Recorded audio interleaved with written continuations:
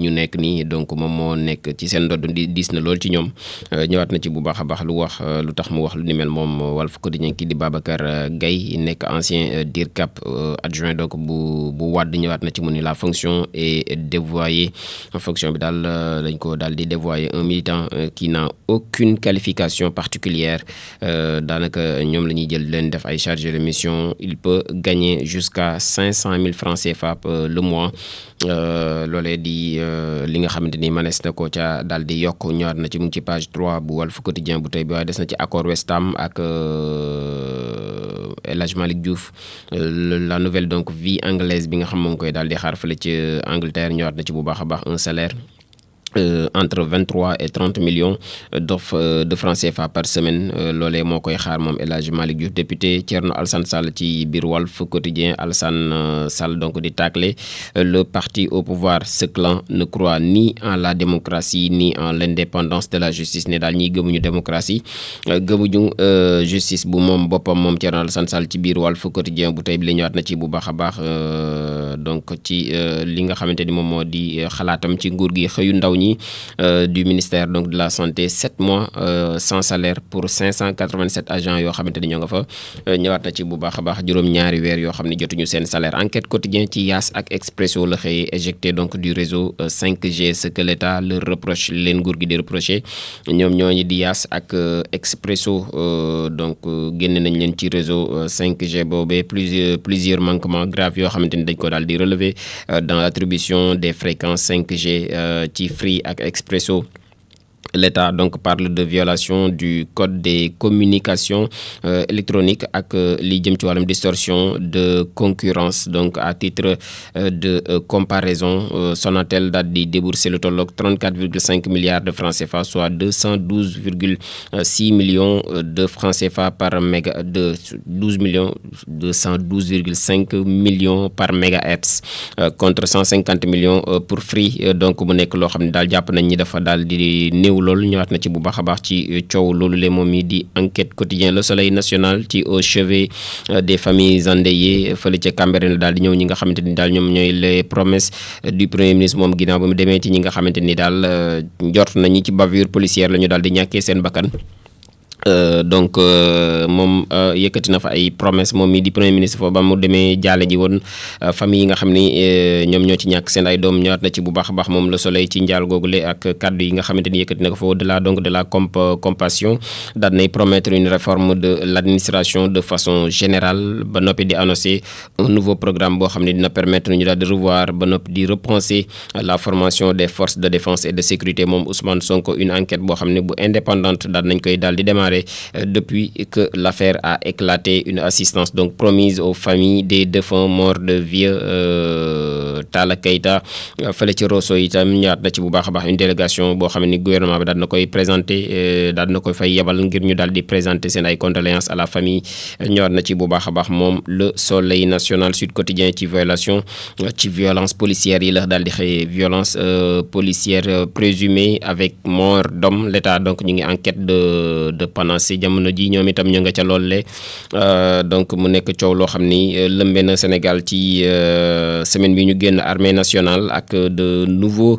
commandants yi nga xam ñoom ñoo nekk à la tête de plusieurs zones militaires donc ñëwaat na ci bu baax a baax moom mi du Sud Quotidien L'As Quotidien ci les magistrats yi la ñu daal di xëy moom itam dañoo bañ ba tëdd ci suuf ci audience bi nga xamante ni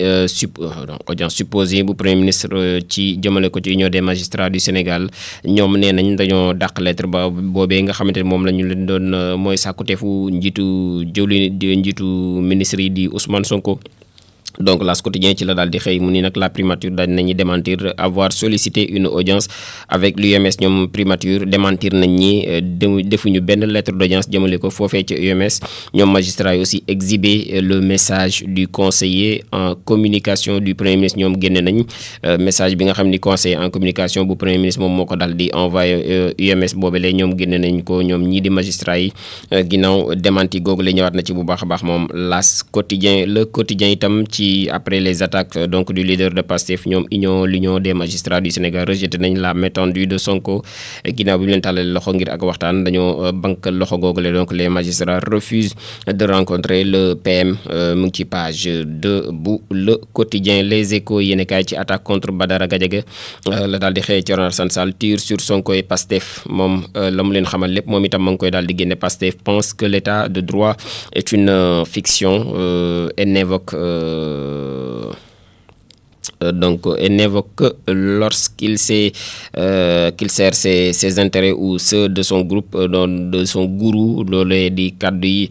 kii di Thierno Alassane Sall dañoo jàpp daal état de droit benn fiction la boo xamante ni buñ ko woowee rek moom mooy ñu ngi ciy jariñu ñoom ak seen i ñoñ donc entre la République ak leur parti donc les Pastefiens ont choisi et ils n'ont pas choisi la République di xalaatu Thierno Alassane Sall mu ngi ci xët bu njëkk bu Les Échos bu tey jile bruit bi nga xam ne jox na ci pouvoir bi li Sonko veut rencontrer l'UMS ñoom Sonko daal lu mu bëgg moom mooy bu ñu sukkandikoo ci Les Échos daje ak l'union des magistrats du Sénégal. La majorité des magistrats ñoom dañoo dàq lu ni mel bëgguñoo daje ak moom mii di Ousmane Sonko donc ñëwaat na ci bu baax a baax moom mi di Les Échos. yéenekaay Vox Populi ci gestion du pays la daal di xëy Amadou Ba ak sa nouvelle responsabilité ñoom ñu ngi mettre donc la pression sur Diomaye ak Sonko. moom Amadou Ba ak nouvelle responsabilité jamono ji daal ñu ngi ci tànki Diomaye ak Sonko ginnaaw cell gi nga xamante ni def nañ ko ay bés yu ñu génne. liberté publique ñëwaat na ci moom Vox Populi ak les engagements du premier ministre fële ca Cambérène joxe na fay engagement ay gage ginnaaw bi mu demee jébbal njaalam ci famille ñi nga xam ñoom ñoo ñàkk seen bakkan foofee ca Cambérène. L'Observateur itam ci police ak justice la daal di xëy l'état à l'épreuve de ses garants nguur gi daal jamono ji ñi nga xam ne ñoom ñoo koy garantil sécurité ci la nekk ci seen i tànk. Sonko UMS le vrai faux autour d'une demande de rencontre ni daal la cay gën a doon ñàkk dëgg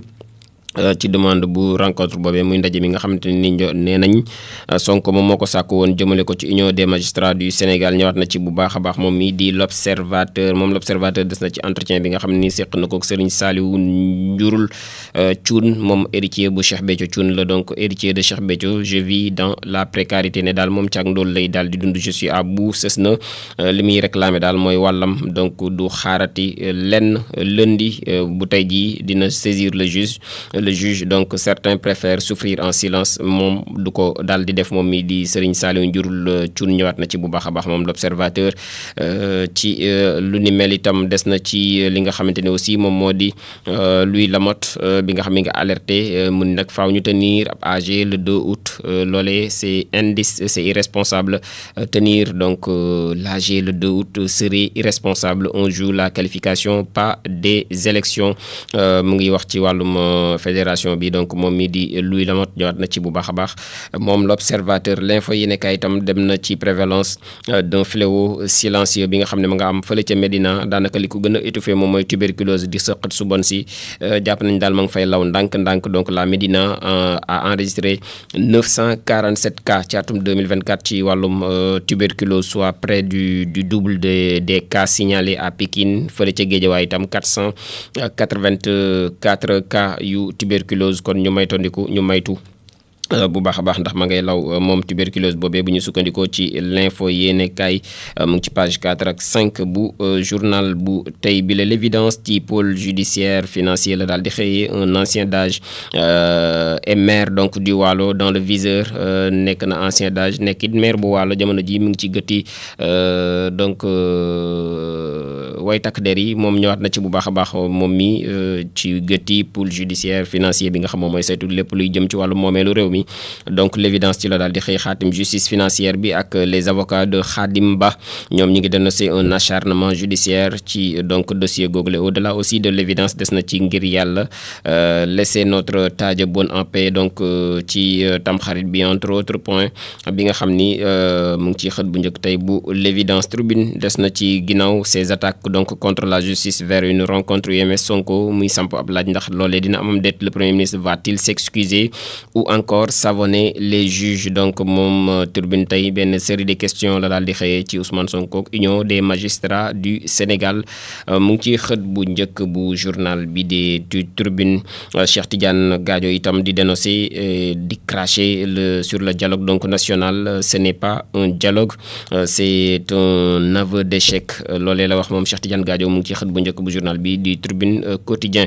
point actu itam des ci litige foncier bi nga xam ne am na à la cité Cheikh Amar donc le promoteur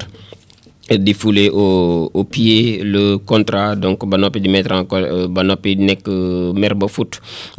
maire sax li nga xam ne moom ñoom ñooy les résidents le promoteur bi nga xam ne daal nay disparaître donc les équipements écoles postes de santé place publique loolu yëpp amu fa espace vert ak aire de jeu pour les enfants l'ARTA donc association des résidents porte plainte ak les résidents yi nga xamante ni ñoom ñoo nga fa daal donc mu ngi ci litige di coow li nga xam ne coowal suuf la foofee ca cité Cheikh Amar des na moom point actu ci Badara Gadiaga Amadou Ba ci émission jàkkaarloo bu àjjuma bi ñu génn ci TFM donc un jàkkaarloo qui électrise les chaumières tàngoon na jër daal ci diggante ñaar ñooñu les réseaux donc sociaux daal nañuy alarmé wu après donc ce face à face bi nga xamante ni bu amoon ay polémique la Maïmouna Bousso ak Waly Diouf Bodian ñoom itam gañ ca jógee daal di demander au parquet ngir mu daal di autosaisir donc une tentative aussi de pression sur les voies critiques entre autres points yoo xam ne soulevé na ko donc ñëwaat na ci bu baax a baax moom mii di point actu sur soi itam des ci la demande de main levée du mandat de dépôt de Khadim Ba de Locafrique boo xam dañ ko daal di rejeté moom it par le juge d'instruction bu pôle judiciaire financier bi ultime carte de ses avocats ñëwaat na ci bu baax a baax moom mii di source a ci xëtam bu njëkk des na ci enquête en cours aussi sur la mort suspecte bu Lamine Dieng ak Thierno Ba Sonko en mode fermeté moom la daal di yóbbaale ginnaaw bi mu demoon doon seeti famille ñi nga xamante ñoom ñoo ñàkk seen bakkan foofee ca Cambérène yor bi itam ci drame de Cambérène boobee sax la daal di xëy ak Rosso Sonko promet une enquête indépendante et rigoureuse pour daal di situer les responsabilités ci donc Cambérène ak coowal bavure policière boobee nga xamante ni aussi laaj napp jàngat donc moom itam ñëwaat na ci bu baax a baax libération yéen kaay ci MICMA bi nga xam ne am na autour d'un appel d'offres mise en demeure par donc Nurtze Helicopters bi nga xamante ni moom moo di Vladeren West African je sais pas si j'ai bien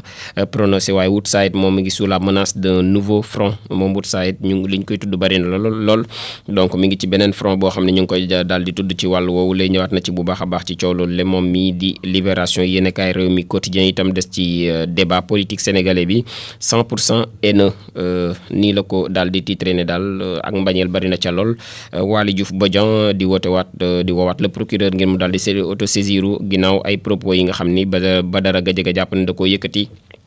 ci émission jàkkaarloo bu àjjuma bi ñu weesu ca TFM après un rapport d'expertise favorable boo xam ni am na aussi Khadim Ba maintenu en prison ginnaaw ba ay avocat am sàkko woon sax ab liberté provisoire le point la ñu daal di jàll ci cérémonie de sortie ENSOA bi ñu génn la daal di ñëwaat le général Birame Diop di féliciter les 94 nouveaux sous-officiers yi nga xam ni moom la ENSOA daal di formé te ñu seen promo daal di génn ci semaine bi ñu génn vers une résolution de crise aussi Sudjust UNTJ ñi ngi invité le chef de l'État ngir mu daal di saisir le dossier judiciaire donc ñëwaat na ci bu baax a baax moom le point direct news ci 7 candidats à la tête de la fédération sénégalaise de football bi la daal di xëy aucun profil à la dimension du football sénégalais ndaraam benn profil boo xam ni tolloo nag dayok football sénégalais bi jamono ji